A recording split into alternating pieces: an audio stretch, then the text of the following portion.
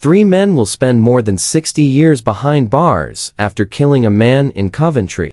Momo Sezi, Arhin Tutu, and Daniel Israel were all sentenced at Coventry Crown Court on Tuesday, March 26, over the death of Marvin Warmington.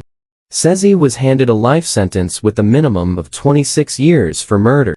Tutu was given life with a minimum of 27 years for the same offense, while Israel will serve 11 years for manslaughter. The trio were all also convicted of being concerned in the supply of Class A drugs, with their sentences to run concurrently. The men were convicted earlier this month for their involvement in Mr. Warmington's death, which took place in August last year. The 47-year-old victim was killed after an argument over the theft of a shared bicycle.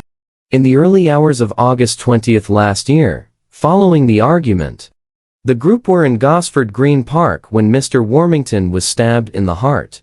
Mr. Warmington's family today paid tribute, describing him as extremely kind and empathetic.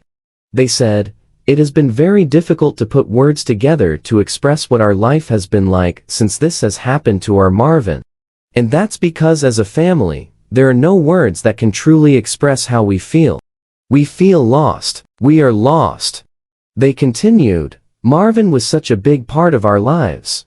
He was such a big part of his friends' lives. He was loved and liked by all who knew him. He was always smiling, and his face lit up when he smiled. He was funny, he was attentive and extremely loving towards his friends and family. He felt very protective over us, and we felt very safe with Marvin."